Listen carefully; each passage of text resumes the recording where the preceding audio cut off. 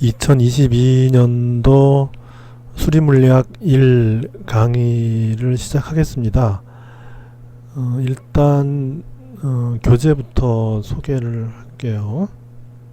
교재가 지금 이렇게 생겼어요. 이렇게 생겼고, 이 저자가 이 보아스라는 분인데, 이 보면 이제 여자분이죠. 그래서 한 10년 전에 이제 돌아가셨어요. 그런데 이 3판까지, 요게 이제 3판이라는 거 중요해요. 그러니까 1판, 2판도 있는데, 혹시 저기 1판, 2판을 이제 얻게 되면은 3판하고 좀 다를 수 있으니까, 가능하면 3판을 구할 수 있도록 하고, 그리고 1판, 2판에 비해서 판을 이렇게 변화시키면서 좀 좋은 문제 같은 게 많이 부강이 돼요.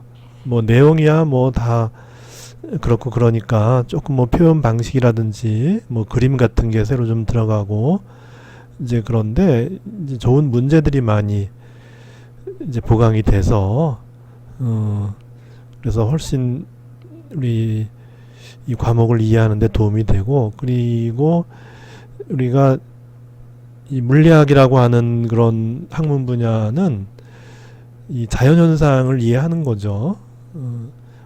정확히 얘기하면 물리적으로 이해가 가능한 자연현상을 우리는 공부하는데, 그것을 이해하기 위해서 우리가 이제 표현을 해야 되는데, 우리가 언어로 예를 들어 어떤 현상, 인문학적인 현상 같은 거 이제 말로 표현하잖아요. 그러듯이 굳이 말로 표현하지 않아도 이제 표현하는 방법을 생각해 보면은 수학적인 방법이 대부분이에요. 우리가 이제까지 했던 수학을 이용한 방법이다, 이제 그런 거고, 이제 그런 것들을 이 수리물리학에서 그런 그 수학적으로 표현 이제 되는 그런 과정들을 공부하면서 이해하고, 이제 이런 것들이죠. 그리고 이게 원래는 대면 과목을 하고자 했는데, 지금 좀 심상치 않죠. 그 오미크론 때문에 이 강의실이 이제 창의관인데, 창의관이 어딘가 하면은 과학관에서 그 공대 쪽으로 내려가는 게 아니라 위쪽으로 더 올라가면은 건물이 있는데, 꼭 이제 중고등학교 건물처럼 생겼죠. 그래서 대학 건물이 되기 직전에는 중학교 건물이었어요.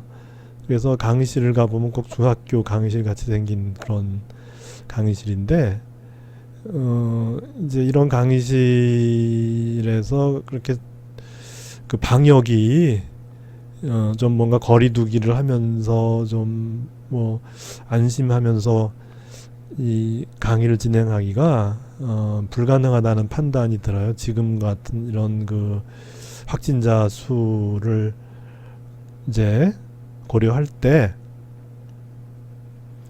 불가능하다는 생각이 들고, 그래서 아마도 한 달 정도는 해야 되지 않을까, 이와 같은 그 온라인 강의를.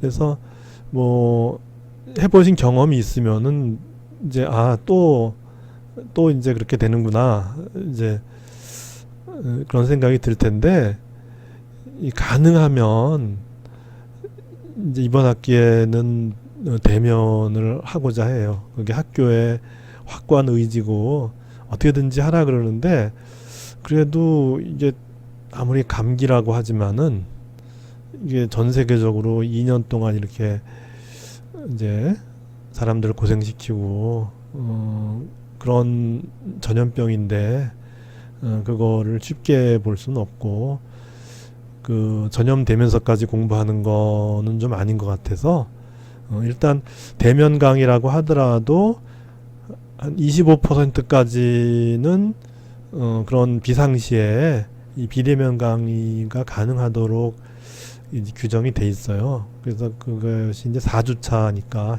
16주잖아요. 그래서 4주차까지는 일단 한번 이 비대면 강의를 하는 걸로. 그런데 혹시라도 뭐 4주가 안 됐는데 전염병이 싹 사라졌다. 그러면 이제 바로 대면으로 할 생각입니다. 그래서 이 캠퍼스를 확인하세요. 이 캠퍼스의 공지사항에 이제 그런 것들을 공지를 할 테니 이제 확인을 해서 아 이제 대면인가 보다 이제 그렇게 하고 저기 이제 확인을 하고 요 창의관으로 와주면 되고 그리고 13교시가 오후 3시 반이죠. 3시 반에서 5시까지를 이렇게 화목에 이렇게 90분씩 2번 강의가 돼 있고 그리고 뭐 강의에 대해서 뭐 질문할 게 있다거나 하면은 이제 금요일 날 오후에 요거는 1교시가 아닙니다. 오후에 1시부터 6시에 여기 이제 교시고 13교시 15교시 이렇게 된 거고 이거는 오후에 1시 부터 6시까지 요건 이제 내 연구실이고 여기를 찾아오면은 뭐 그때는 대면으로 해야죠. 해서 이제 그런 궁금증 같은 것이 있으면은 이제 물어볼 수 있고 그리고 조교가 있어요. 그래서 조교한테 찾아가서 편하게 물어봐도 돼요. 근데 조교가 아직 정해지지 않아서 그거는 이제 공지사항으로 알려줄 것이고 그래서 두 가지 방법이 있죠. 이렇게 찾아오거나 조교를 찾아가거나. 근데 조교도 아마 약속을 해야 될 거예요. 뭐 대학원생이라서 엄청 바쁜 사람들이라서 어떤 시간 약속이 아마 돼 있을 것이고 이런 식으로 아마 어떤 시간이 정해질 가능성도 있고 근데 나의 경우는 꼭 여기 이 시간이 아니더라도 뭐 서로 간에 뭐 이메일이나 뭐 이런 것으로 서로 이제 저기 뭐 꼭 요 시간이 나는 불편하다 하면은 다른 시간을 잡아서 여기를 방문해서 이제 물어봐도 돼요. 네, 그거는 플렉서블해요. 꼭 요것만은 아니에요. 뭐 편할 때 찾아와서 뭐 연락 안 하고 찾아온다고 해서 뭐라 그러진 않아요. 그래서 요 시간 이외에는 연락을 하고 오면 좋겠지만 뭐 연락 안 하고라도 캠퍼스에 있으면서 뭐 갑자기 뭐가 궁금한데 나는 꼭 알고 싶다 그러면 찾아와도 뭐라 그러지 않을 테니까 그냥 아무 때나 해도 돼요.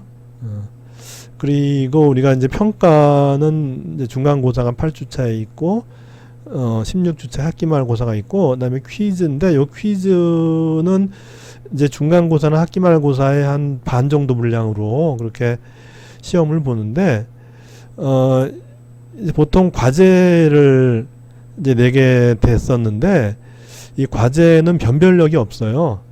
다 뭐 이렇게 다 서로 이렇게 뭐 같이 공부하고 이제 풀어서 내는 건 좋은데 근데 이제 변별력이 없는 거죠. 그렇게 해서 그냥 그러느니 차라리 이제 교재에 있는 그 이제 각 단원이 끝나면 그 문제들이 있잖아요. 그것들을 한번 좀 다 해보세요. 그래서 뭐 어떤 문제를 콕 찍어달라는 그런 게 옛날에는 있었는데 요즘 학생들은 안 그러더라고요. 뭐 콕 찍어달라 이런 얘기는 요즘에는 이제 더 이상 이제 하는 학생은 없고 그냥 거기 있는 문제들을 브로드하게 공부를 하고 이제 그것에 대해서 시험 보는 거니까 뭐 퀴즈라 그래서 뭐 중간고사나 기말고사와 다를 것이다. 그렇지 않고 같아요, 그냥. 그래서 평가를 3번 하는데 이제 그렇게 되죠. 출석이 10%고 퀴즈가 10%, 중간고사, 학기말고사가 40% 이렇게 해서 이제 100%에서 뭔가 하여튼 이 과목을 듣고 나서 평가가 좀 더 능력 있는 학생은 평가를 잘 받는 것이 취지니까 그렇게 해서 3번의 시험을 봐서 점수가 좋은 학생 순으로 이제 평가를 잘 받는다 그렇게 생각을 하면 되는 거죠. 그래서 이제 인트로덕션은 이 정도로 할게요.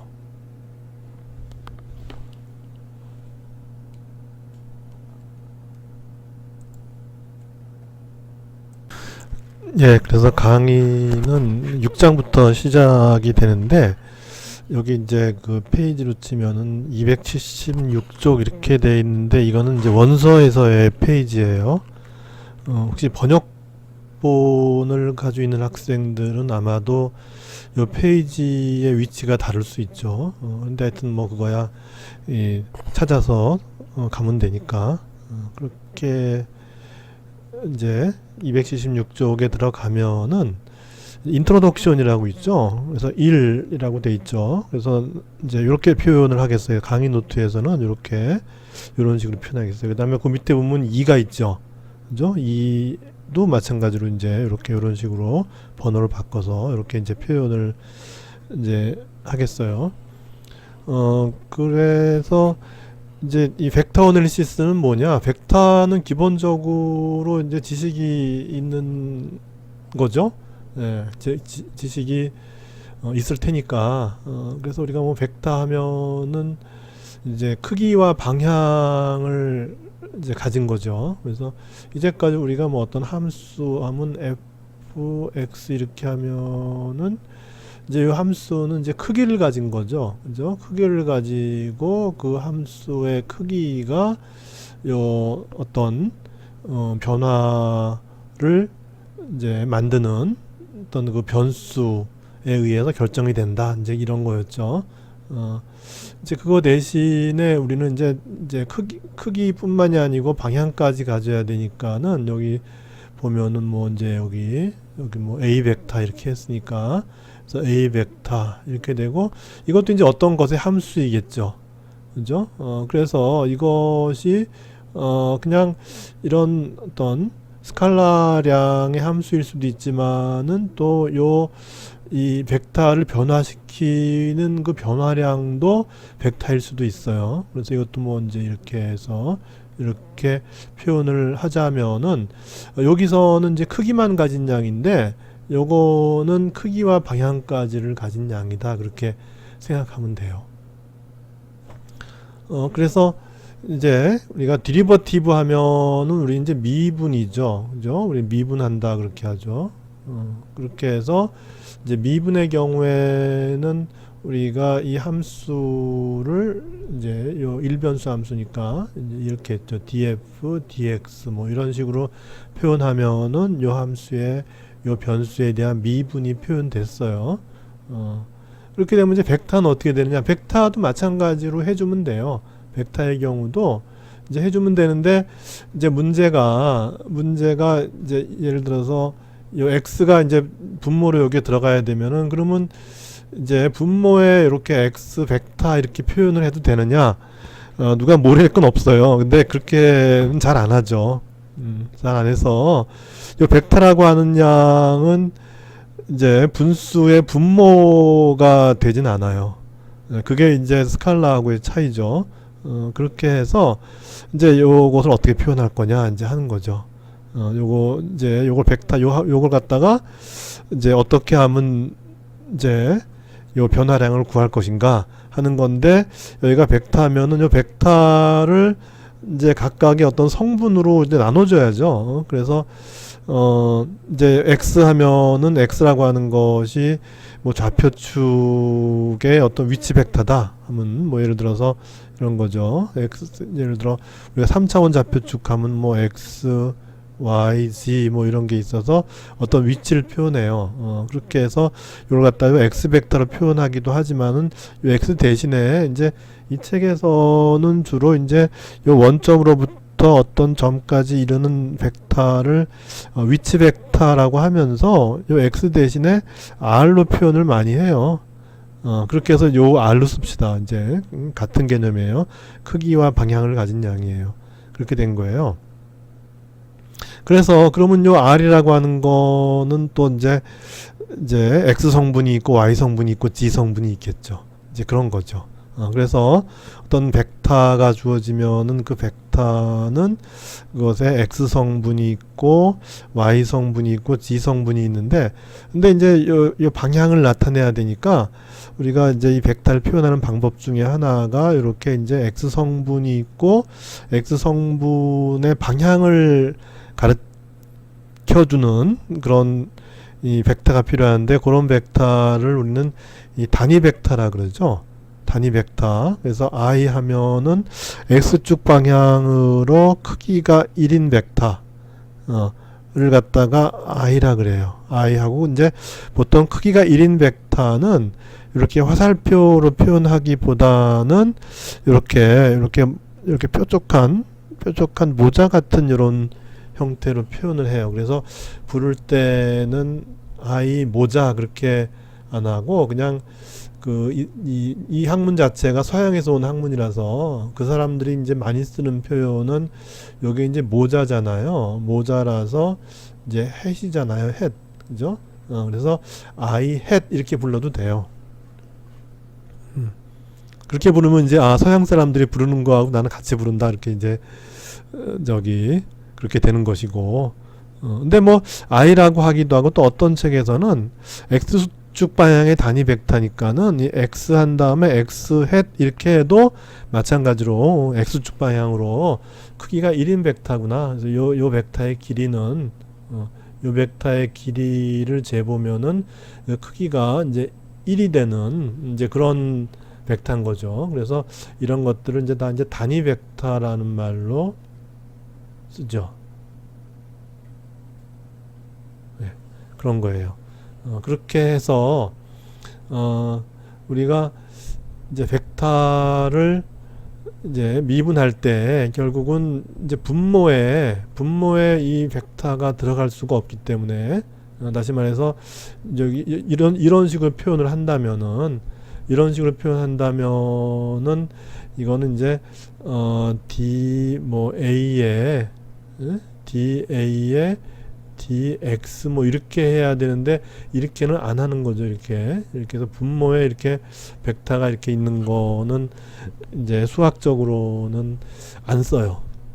안 쓰고 다른 방식으로. 그래서 요 미분할 때 요 미분 변수는 이제 그 벡터의 한 방향이든지, 예를 들어서 여기 이제 x, y, z 방향이 있잖아요. 그러면 이제 요 x 방향 쪽으로 했다. 그러면 이제 요게 예를 들어서 da에 뭐 이것이 우리가 요 x 방향 쪽으로 미분한다. 그러면 이제 요 x 방향의 그 변수로 우리가 이제 미분해 주면 되는 거죠.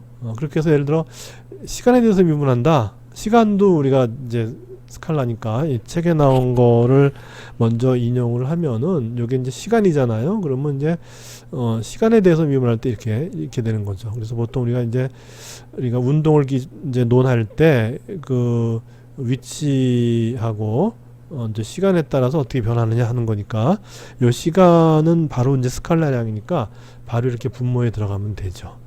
그렇게 해서 우리가 여기 힘이라고 하는 그런 물리량을 표현할 때 그거는 질량 곱하기 가속도인데, 가속도는 요 위치 벡터, 우리가 했던 요 위치 벡터의 시간에 대한 2차 미분이다. 이제 이렇게 되는 거죠. 그렇게 해서 이 벡터 함수의 미분에 대한 어떤 그런 기술을 할 수 있고, 그리고 이제 적분에 대한 것도 할 수 있어요. 이렇게 적분에 대한 것도 할 수가 있어요. 그래서 이런 표현은 어디서 봤죠? 이런 표현은 뭐 이게 F를 힘이라고 한다면은 힘 곱하기 이 변위의 변화량이죠. 그러니까 예를 들어서 어떤 이제 질량을 가진 뭐 물체가 있는데 그것이 이제 이런 경로를 따라서 이제 움직여요.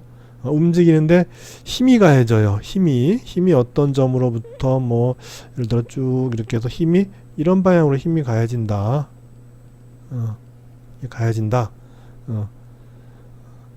그리고 또 이제 이 좌표계에 어떤 이제 중심이 있어야겠죠. 그래서 요 힘은 또 이제 예를 들어 요점이 되면 어떻게 되냐면 요 힘이 여기부터 이제 이렇게 가해지게 되겠죠. 뭐 예를 들어 뭐 이제 이런 식의 어떤 그 이제 방향성을 가진 벡터들이 자연계에 존재하는 거니까, 그렇게 해서 위치마다 이제 힘 벡터의 방향이 여기 비슷해 보이지만 사실은 다르죠. 이건 여기서부터 이쪽으로 뻗어 나간 거고, 여기는 일로 뻗어 나간 거니까 방향이 다르죠. 그리고 또 이제 좌표의 중심이 있겠죠. 아까 여기 이제 요 R 벡터의 중심점이 있었잖아요. 그럼 여기도 마찬가지로 이제 이렇게 좌표축을 잡아서 여기서부터 이제 R 벡터를 잡는 거예요. 이렇게 그러면 여기가 이제 요게 R 벡터가 되죠. 그래서 물체가 여기서부터 여기로 이동했다. 여기서부터 여기로 이동했다. 그러면 R 벡터가 변한 거니까 이제 이 R 벡터의 변화니까 그걸 갖다 dr이라 그러는 거죠. 그렇게 해서 dr 벡터는 뭐냐? 요점에서 요점으로 갈 때 R 벡터는 이렇게 변한 게 되니까 요 벡터를 갖다 우리가 이제 dr 벡터 이렇게 표현해요. 우리가 앞에서 dx 이렇게 하듯이 이렇게 dx x의 변화량 하듯이 r 벡터의 변화량은 dr 이렇게 표현해요.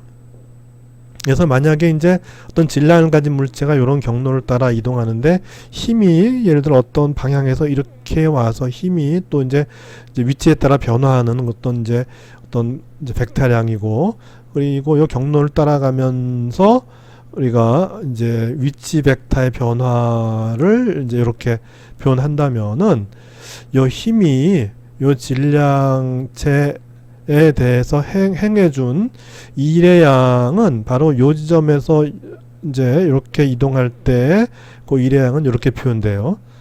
그렇게 되고 그것이 이제 예를 들어 요 첫 지점이 여기고 끝 지점이 여기라면은 전 이제 요 운동하는 요 구간을 통해서 행해지는 힘에 의해서 행해지는 일은 바로 요 dw를 적분하는 게 되니까 따라서 요거를 적분해야 하는 이제 그런 이제 상황을 또 우리가 이제 마주하게 되는 거죠.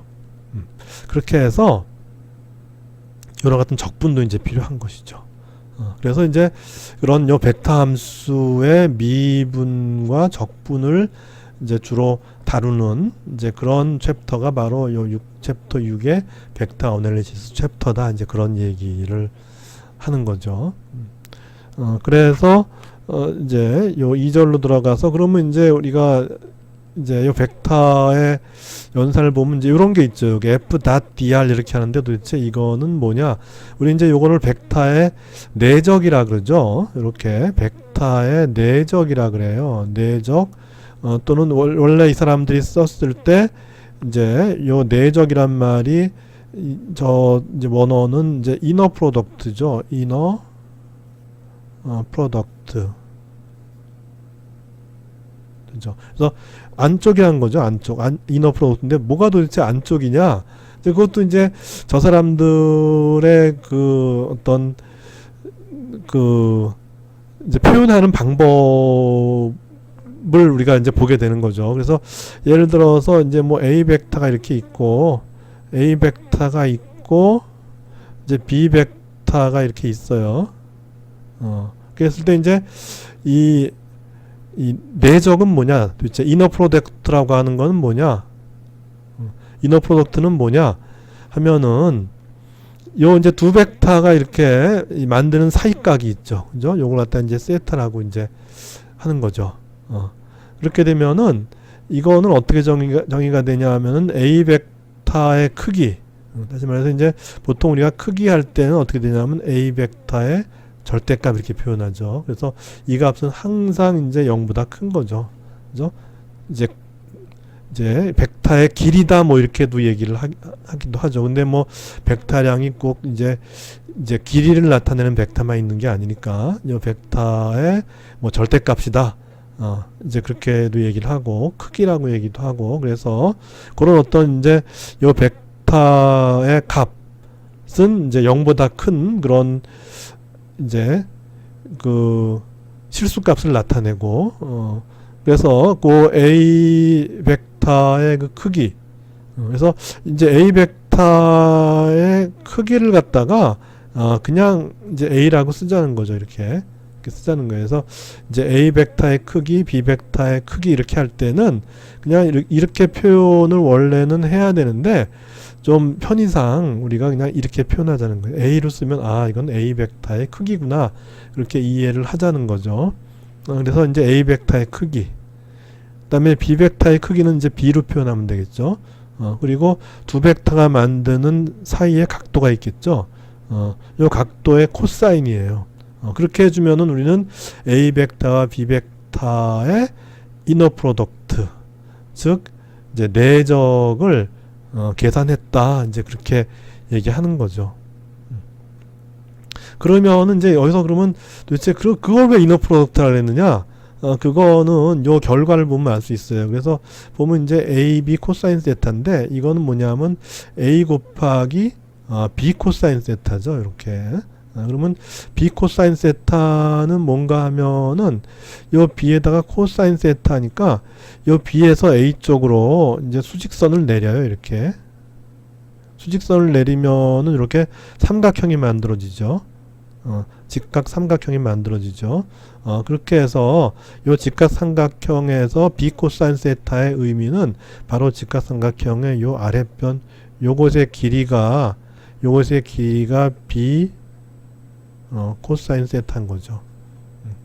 그렇게 해서 내적이라고 하면 요 A의 길이, 다시 말해서 아까 요 벡터죠. 요거 벡터 A 여기서부터 여기까지죠. A 벡터가. 그래서 요 이제 전체 길이 곱하기 요 A 벡터 중에서 B 코사인까지 해당하는 요 길이를 곱했다는 거죠.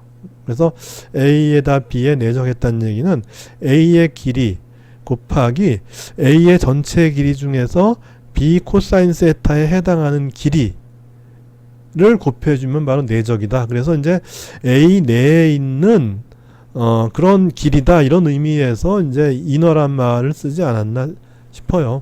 네, 그래서 이너 프로덕트다, 이제 그렇게 이제 표현을 이제 하게 되지 않았을까, 이제 그렇게 짐작을 해봅니다. 네, 그래서 벡터의 내적. 그러면 이제 내가 있으면 그럼 외적이 있느냐? 외적도 있어요. 그래서 요렇게 된 거, 요렇게 된 건 또 외적이라 그래요. 네.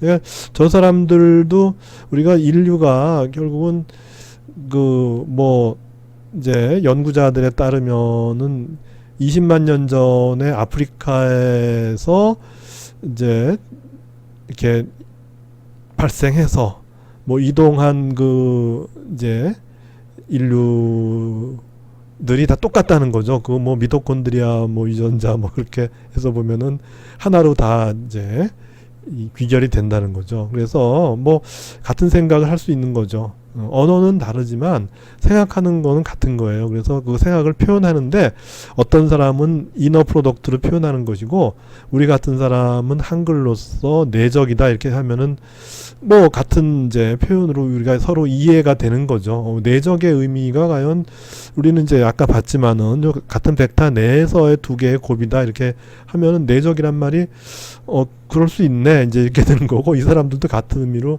실제로 외국인하고 이렇게 이제 대화를 해보면은 언어는 다르지만 생각하는 방식은 굉장히 비슷해요. 예.